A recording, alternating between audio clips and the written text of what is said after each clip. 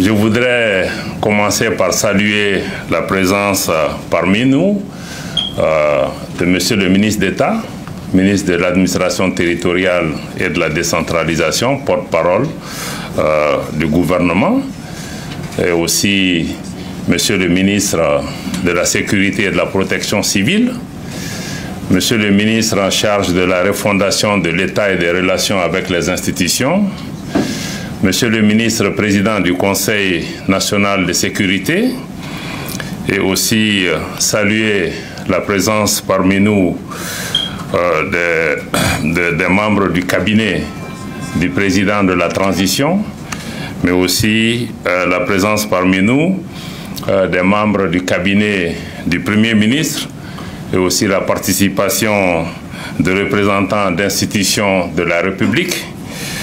Je voudrais reconnaître et saluer la présence massive et très matinale avec nous du doyen et de l'ensemble du corps diplomatique invité pour la cérémonie. Je voudrais aussi les saluer et les remercier. Je voudrais saluer en particulier les éminents membres du panel qui ont accepté de se prêter avec nous à cet exercice et de partager leur expérience et d'avoir une conversation entre eux, mais une conversation surtout avec les Maliens, avec toutes les personnes qui sont en ligne et qui nous suivent. Je voudrais vraiment les remercier d'avoir accepté cela. Remercier en particulier notre frère Jules Domtier, qui est le directeur général de Vox Africa, qui est venu de très loin pour pouvoir participer à ce débat. Avant d'aller plus loin, je voudrais tout d'abord remercier son Excellence le colonel Assimi Goïta, président de la transition, chef de l'État, d'abord pour avoir accepté que nous organisions un tel événement, pour avoir aussi, dès le départ, apporté son plein appui à cet événement, et aussi pour le fait que le président de la transition a une connaissance et une compréhension absolument très claire aujourd'hui des enjeux communicationnels autour de notre pays. Et notre pays, notre armée, notre population, nous sommes aujourd'hui sur plusieurs fronts sur le terrain.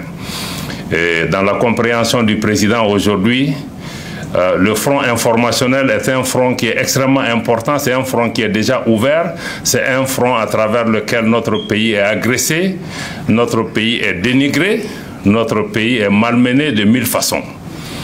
Et c'est un front sur lequel aussi, comme nous avons la démarche dans le cadre de la refondation pour le président de la transition, notre pays ne va pas se présenter en victime.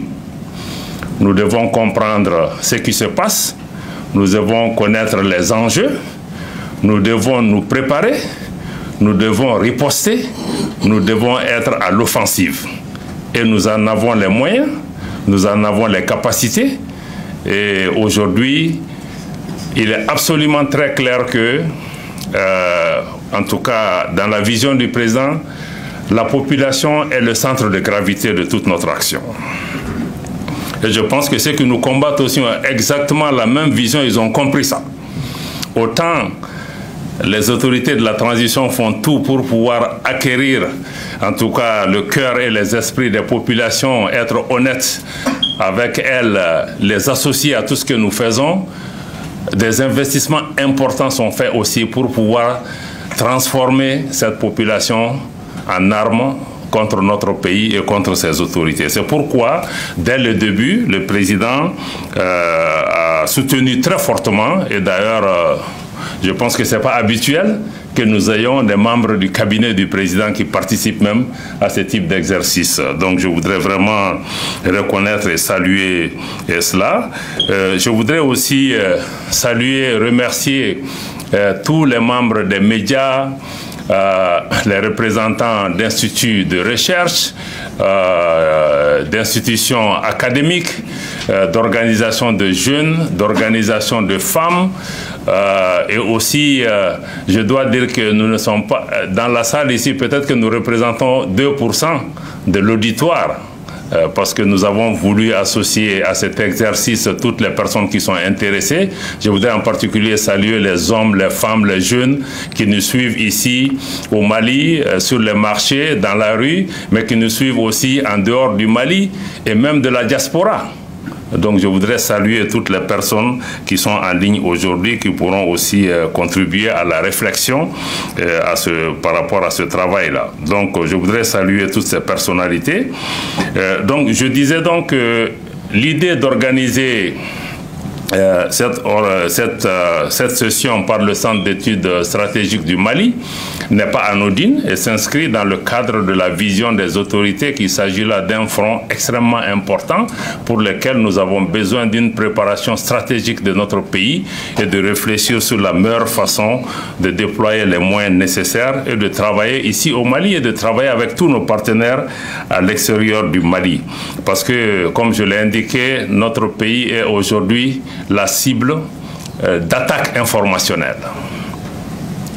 Et je pense que ce n'est pas un secret, ce n'est un secret pour personne. Je suis certain que les sommes qui sont investies pour les armées, les sommes plus importantes sont aujourd'hui investies pour pouvoir faire dérailler ce qui se joue aujourd'hui au Mali. Parce que tout le monde comprend que ce qui se joue au Mali aussi a un impact sur pratiquement peut-être ce qui est en train de se jouer dans le continent en entier. Autant nous, Maliens et nous, progressistes, souhaitons que l'exercice qui se joue ici se passe bien, autant d'autres investissent pour faire en sorte que cet exercice ne puisse pas aller loin, parce que nous devons comprendre qu'aujourd'hui nous sommes dans un monde de confrontation et que la colonisation est terminée officiellement, mais nous sommes dans un monde encore où il y a des enjeux géostratégiques et géoéconomiques extrêmement importants.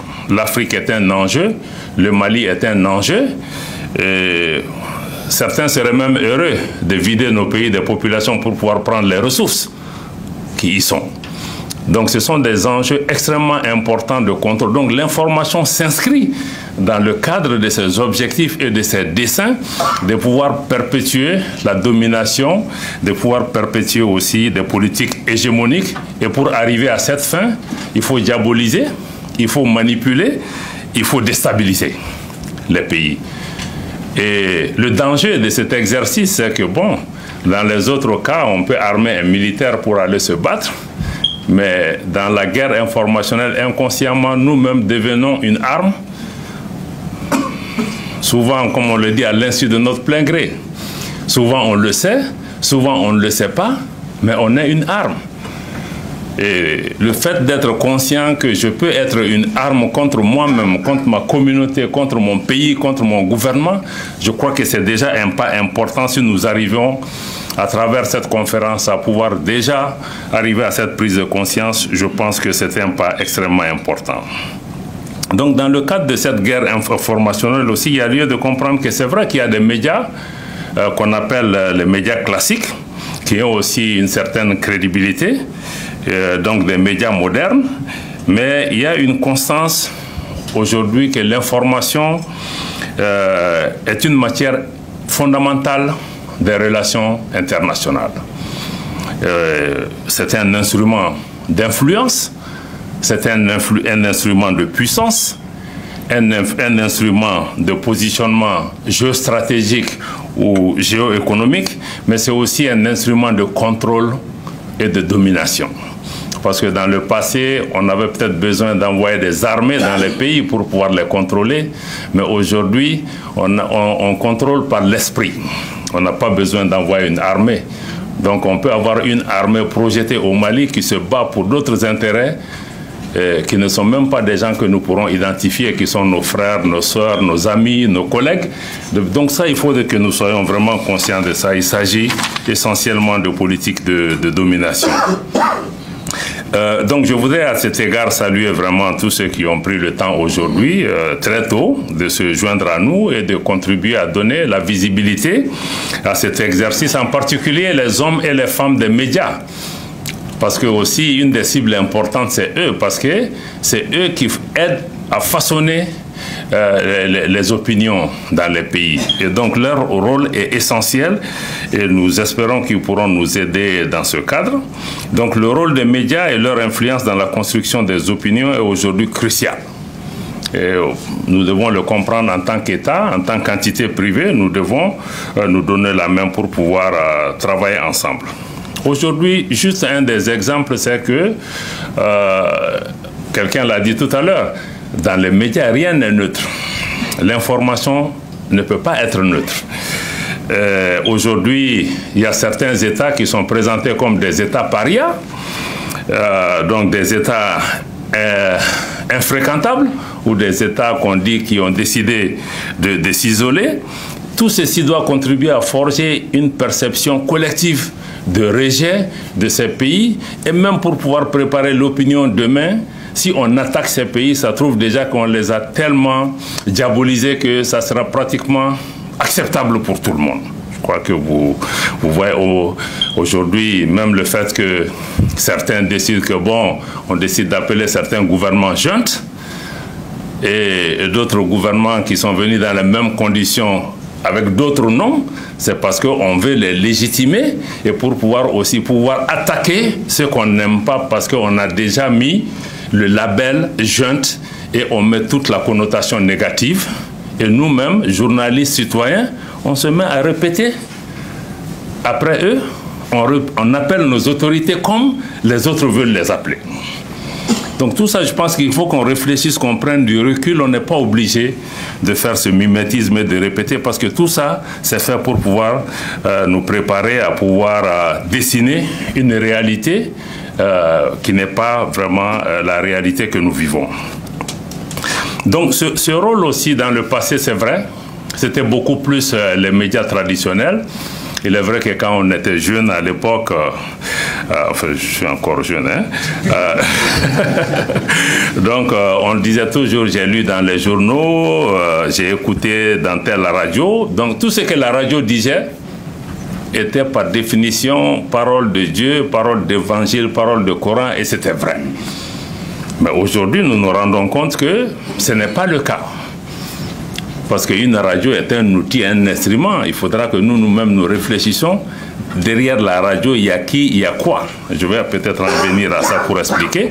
Donc il y avait ces médias traditionnels, aujourd'hui qui sont débordés surtout par les médias, les réseaux sociaux. Il y a Facebook, il y a Twitter, il y a TikTok, aujourd'hui qui constituent des nouveaux outils des nouveaux outils d'information. Là aussi, nous devons faire extrêmement très attention, parce que ceux qui veulent manipuler, aujourd'hui, l'image est une donnée importante dans la manipulation. Parce que pour convaincre les gens, il suffit de leur montrer une image. Parce que si ce que tu dis ne convainc pas, il faut amener une image pour que les gens croient que c'est vrai. Or, nous savons aujourd'hui que toutes les images peuvent être fabriquées. Toutes les images peuvent être fabriquées. Donc nous devons faire extrêmement attention à ces manipulations. Nous devons faire attention aussi aux différents faux comptes qui sont créés aujourd'hui sur les différents réseaux sociaux. Nous voyons aujourd'hui des pays qui mettent pratiquement leurs diplomates en mission pour avoir vraiment une politique offensive, agressive, qui investissent des milliards. Quelqu'un disait tout à l'heure quand on était dans la salle que le budget de BBC dépasse le budget de certains États. Pourquoi ces pays investiraient autant d'argent? Pas pour informer leur population, mais pour informer des populations qui sont à l'extérieur de leur propre espace. Et je pense que ça, c'est aujourd'hui, ce sont des médias d'État qui sont mis en mission pour renforcer cette désinformation. Et nous avons vu aussi que la désinformation peut aussi prendre des formes solennelles. Nous nous rappelons de cet ancien général américain, pour ne pas le citer, qui est parti devant le Conseil de sécurité avec une petite bouteille de fiole qui a montré que l'Irak possède des armes de destruction massive. Ce pays a été détruit sur la base de cette évidence que nous avons vue de nos yeux, mais qui n'était pas une évidence. C'est pourquoi dans la désinformation, faisons extrêmement attention à ce que nous voyons, parce que les yeux ne doivent pas voir dans l'information. C'est l'esprit qui doit voir. Or, la manipulation nous amène à croire ce que nous voyons. Mais tout ce que nous voyons n'est pas réel. Et ce jour-là, le monde entier était convaincu que l'Irak possédait des armes de destruction massive. Ce pays a été bombardé, détruit. Toute la région a été déstabilisée. Plus de 20 ans après, il n'y a pas de paix dans ce pays. Et personne n'assume cette responsabilité. Pourtant, nous avons tous applaudi quand il y a eu l'intervention parce qu'on était convaincus qu'on a enlevé un tyran, on a enlevé un... Donc, faisons extrêmement attention à toutes ces questions de manipulation. Et puis, un des autres exemples aussi, c'est tout près de nous, en Libye. C'est des alibis qui sont venus. On a présenté le colonel Kadhafi en disant qu'on va amener la démocratie en Libye.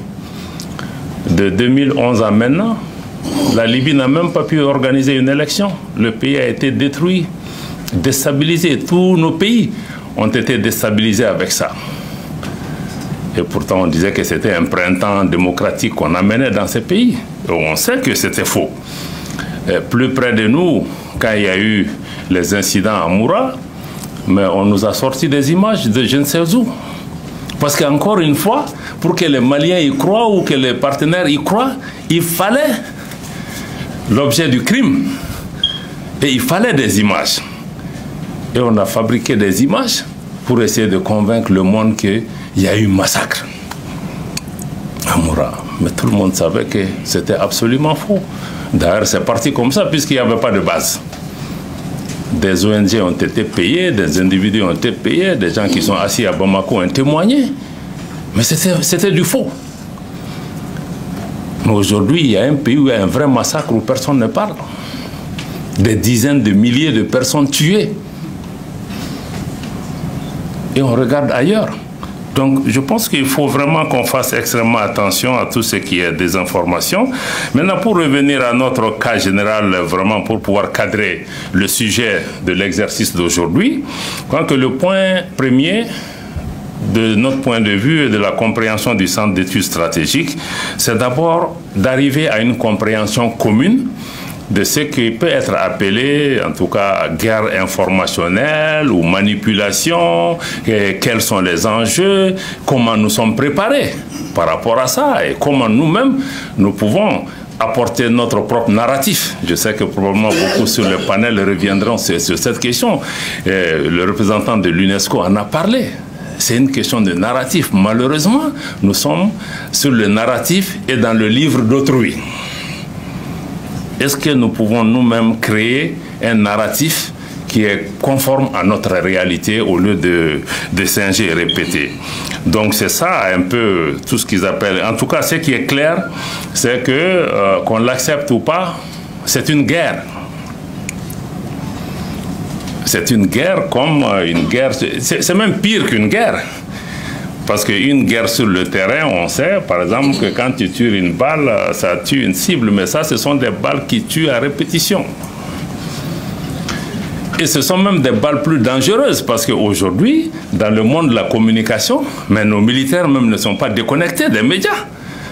Ça veut dire que ceux qui veulent désinformer, ce n'est pas notre population seulement qui désinforme, mais ça touche au moral de nos unités qui sont sur le terrain. Ils diffusent des informations, même tout ce que notre population dit, mais l'armée, on a des femmes, des épouses, ils vivent avec nous. Donc ils vivent, et ces personnes savent ça. Donc il faut que nous fassions, il ne s'agit pas de dire que nous soutenons nos femmes. Parce que quand on m'envoie une image, je dois toujours réfléchir, est-ce que je dois le transférer ou pas? Est-ce que c'est vrai, c'est pas vrai? Dans quelle mesure ça touche à mon armée, à ma communauté? Donc il faut que nous-mêmes nous fassions extrêmement attention à cela. Donc il s'agit bien évidemment d'une guerre. Cette guerre-là, elle est beaucoup plus... Il y a un affrontement réel, mais elle est beaucoup plus subtile et beaucoup plus sournoise. Mais même beaucoup plus nocive quand même, malgré tout, quel que soit l'angle sur lequel on peut l'observer. C'est vrai que la gestion de l'information en temps de paix déjà, elle n'est pas neutre, mais vous vous imaginez si on gère l'information en temps de guerre, ça devient le prolongement du conflit. Juste un exemple, Juste dans le label, souvent, on ne fait pas attention. J'ai parlé de junte, mais en Argentine aussi, quand il y avait le conflit là-bas, bon, on voyait qu'il y avait deux images. Certains, soit ils appelaient que c'est un conflit qui concerne les îles Falkland, ou bien qu'on appelle que c'est les îles Malouines. Dans les deux cas, il y a une définition politique qui est derrière. Il y a notre perception, comment nous comprenons le conflit argentin. Donc, dans chaque chose, il faut pouvoir vraiment nous-mêmes avoir notre définition de la question. C'est la même chose en Palestine. Quand on regarde les médias, on a l'impression qu'on parle de deux réalités différentes. Que d'un côté, ceux qui sont les champions de la défense des droits de l'homme, moi je pense que si un enfant palestinien est tué, un enfant israélien est tué, c'est une catastrophe pour l'humanité. Mais on a l'impression que certains sont des êtres humains, d'autres sont des animaux. Et parce qu'on justifie que tel groupe sont des animaux, parce que si on les tue, ça ne représente rien. Et on voit que c'est totalement, c'est pas des principes. De dire que oui, nous devons défendre la vie humaine, des gens se battent souvent pour leur territoire, etc. Nous devons pouvoir vraiment être conscients de cela. Donc il y a cette politique de deux poids, deux mesures, aussi la sélectivité. J'allais dire même souvent c'est le cynisme et l'hypocrisie dans l'appréciation de ces situations-là. Et c'est ce qui décrédibilise aussi la plupart de nos pays, de nos puissances, de nos organisations, parce qu'ils n'appellent pas les mêmes réalités de la même façon, juste en fonction de leurs intérêts. Donc nous sommes au cœur vraiment d'une vraie guerre, quoi, en réalité. Je voulais aussi, sur la même question, reconnaître que c'est vrai, la guerre informationnelle et la désinformation, elle existe, mais elle peut aussi être une arme psychologique. Parce que c'est là que c'est important. Parce que quelqu'un le disait que la guerre naît dans l'esprit des hommes. Pour mettre fin à la guerre, il faut pouvoir la sortir de l'esprit des hommes. Et je pense que dans la guerre informationnelle aussi, on utilise la même théorie. Parce que quand on tient l'esprit des gens, on va gagner la guerre. Quelle que soit la réalité qui se passe sur le terrain. Et une des illustrations parfaites dans notre cas, c'est par rapport à ce qui se passe à Kidal. Vous voyez que la réalité n'est pas toujours décrite comme elle devait être décrite. Aujourd'hui, il est un fait pour nous tous, pour vous, pour nous, que les forces armées maliennes contrôlent cette localité. Mais il y a certains qui essayent par tous les moyens. D'abord, on a nié que c'était possible. Après, quand ça a été possible, on dit que non, c'est pas eux qui ont fait. Ah, s'ils ont fait, ils n'étaient pas seuls. Il y a d'autres qui ont... Tout ça, c'est pour pouvoir dénigrer, diaboliser et montrer que les forces armées maliennes ne valent rien. Elles ne peuvent pas faire ça. Elles ne peuvent pas avoir réussi. Surtout, elles ne peuvent pas avoir réussi là, nous, force internationale, après avoir investi des milliards de dollars pendant 10 ans, on n'a pas pu le faire. C'est une petite armée malienne. Donc ça montre qu'il y avait un problème. Il y avait un problème, nécessairement. Donc c'est vraiment des tentatives de dénigrement et auxquelles nous ne devons pas vraiment nous prêter. On voit vraiment qu'on est au cœur aussi des fake news. Toutes sortes d'images sortent. Maintenant, si il y a des tentatives aujourd'hui pour me montrer que, bon, maintenant, s'ils ont pris là-bas, bon, il y a des massacres. On sort des images, même d'autres conflits. On essaye de montrer toutes sortes de choses pour pouvoir décrire une réalité qui n'est pas notre réalité. Donc nous devons faire attention à toutes ces questions pour pouvoir vraiment avancer dans le traitement de ces questions. Et là encore, pour ce qui se passe à Kidal ou ailleurs, il faut comprendre que la guerre informationnelle autour de Kidal, c'est beaucoup plus parce que depuis notre pays a pris certaines positions, il y a certains pays qui nous sont foncièrement hostiles et qui ne veulent rien montrer qui se passe, qui soit positif dans notre pays. Donc c'est là où la guerre se situe de façon générale par rapport à cette question. Et il y a des diffusions qui se font à ce niveau-là. Nous devons pouvoir travailler pour pouvoir réduire les capacités de nuisance. Et c'est pourquoi aussi on a même dû interdire certains médias, parce que ces médias étaient des instruments d'un pays qui a perdu pied ici. Parce que le Mali n'est pas contre la liberté de la presse ou quoi que ce soit.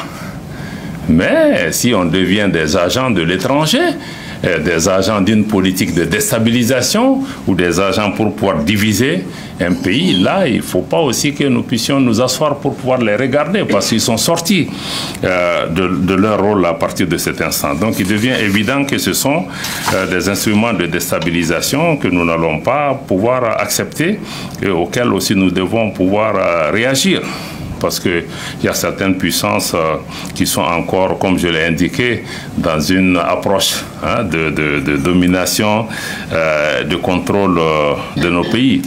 Mais aussi toute cette désinformation prouve quelque part que les choix opérés par son Excellence le colonel Assimi Goïta et l'ensemble du gouvernement étaient des choix pertinents. Parce que si on s'est cassé la figure, il n'aurait pas à faire autant d'efforts pour pouvoir montrer que ça ne marche pas.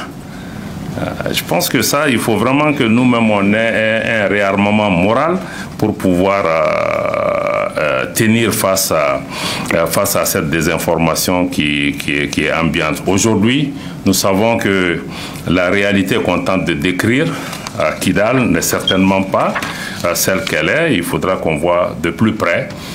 Je voudrais saluer ici l'action des forces de défense et de sécurité maliennes pour le travail extraordinaire qui a été fait, avec tous les sacrifices qui ont été consentis, mais aussi avec vraiment l'appui des plus hautes autorités, les moyens qui ont été dégagés, qui sont les moyens des Maliens.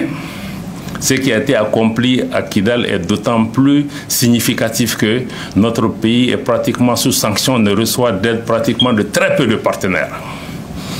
Il a pu faire cet investissement, arriver à ce résultat, je pense que c'est extrêmement important. Pour ceux qui pensent que cette victoire, elle n'est pas significative, je crois qu'il faut juste leur répondre par rapport à la capacité de nos forces de défense et de sécurité. Je vais peut-être faire la citation encore d'un homme d'État chinois, Deng Xiaoping, que j'aime citer, que peu importe qu'un chat soit gris ou noir pourvu qu'il attrape la souris. Et ce chat Fama attrape la souris. C'est ce qui est important. Donc s'il y a une histoire à retenir par rapport à ceux qui veulent désinformer, c'est ça. Ce chat attrape la souris. Voilà. Tout le reste, je pense que ce sont vraiment des éléments de désinformation. L'autre aussi, vraiment par rapport à la guerre informationnelle aussi, je voulais juste qu'on réfléchisse un peu, parce qu'hier soir aussi, on était dans une conversation, parce que c'est extrêmement important pour les médias étrangers. Posons-nous juste la question de qui contrôle ces médias étrangers, qui finance ces médias étrangers, quel est l'objectif recherché à travers le financement de ces médias étrangers, quelle est la cible qui est recherchée, pourquoi on investirait l'argent du contribuable français, britannique, américain pour informer un Malien en Bambara, en Fulfulde, en Songhai. Les Maliens ne sont pas capables de diffuser l'information dans ces langues. On doit se demander pourquoi. Parce qu'il y a une tentative de contrôle par rapport à ces questions. Donc nous devons pouvoir... Quand on parle aussi de liberté de la presse, là aussi il faut se poser la question, je vais peut-être m'en arrêter là. La liberté de la presse aussi, il y a beaucoup d'hypocrisie dedans.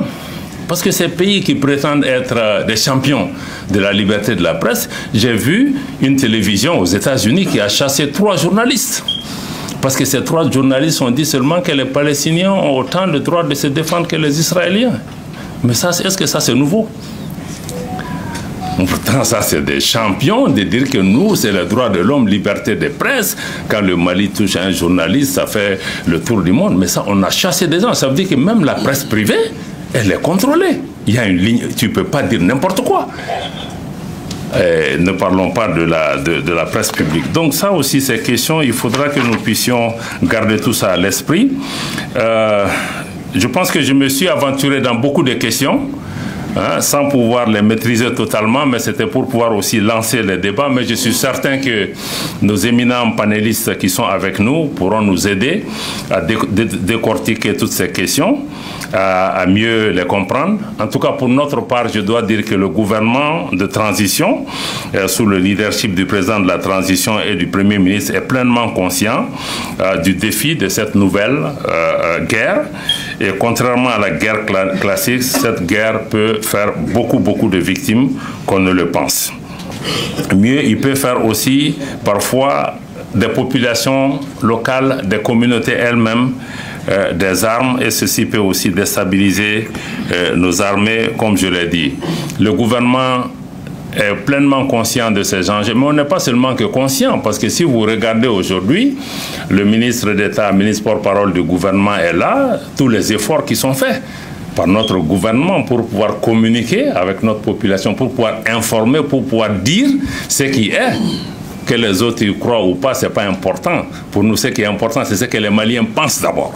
Donc il y a des efforts qui sont faits là-bas, au niveau du ministère de la Communication et de nos différents organes privés ou publics. Je sais qu'il y a beaucoup d'efforts qui est fait pour pouvoir expliquer. Je vais en particulier féliciter le ministère de la Défense, nos forces de défense et de sécurité, la DIRPA. On voit qu'il y a eu un investissement et des résultats qualitatifs aujourd'hui dans la communication. Et je sais que beaucoup de médias aujourd'hui, par rapport à la situation sécuritaire du Mali, utilisent les sources maliennes. Parce que aussi, aujourd'hui, notre armée génère son information et informe par rapport à ce qui se passe sur le terrain. C'est dire que nous aussi, aujourd'hui, notre riposte est en cours. Par rapport à cette guerre informationnelle à laquelle nous ne voulons pas être des spectateurs, nous voulons être des acteurs, nous voulons pouvoir raconter nous-mêmes notre histoire et nous voulons pouvoir compter aussi sur les populations parce que, encore une fois, ce sont nos populations ici, c'est cette diaspora africaine et autres qui sont aujourd'hui pleinement mobilisées. Parce qu'encore une fois, notre arme principale, ce sont les idées, c'est notre conviction. Et nous ne sommes pas aussi faibles que certains peuvent le penser. Donc nous devons comprendre que pour cela, nous devons pouvoir vraiment maîtriser l'information, générer l'information, être des acteurs et définir ce que nous voulons par rapport à ça. Et travailler aussi toujours dans un esprit patriotique, qu'on soit journaliste, qu'on soit de la société civile. Ce qui est important, c'est d'aimer notre pays. Et de dire les choses telles qu'on les sent. Donc je voudrais dire ça en guise d'introduction. Je m'excuse d'avoir été un peu long, mais voilà, j'attends avec beaucoup d'intérêt le débat au niveau des panels et aussi de vous voir contribuer aussi à cette discussion. Nous ne sommes pas venus ici pour apprendre aux gens. Nous-mêmes décideurs, nous sommes là aussi pour comprendre, pour voir ce que nous-mêmes nous devons faire. Et un point qui est important aussi, nous, Africains, les États, les institutions privées, les communautés, il faut que nous investissions dans l'information. Il faut que nous investissions, autant nous investissons dans nos armées. Aujourd'hui, si la guerre informationnelle est réelle, il faut que nous investissions, nous y mettons des ressources pour pouvoir être préparés. Merci beaucoup. Excellent.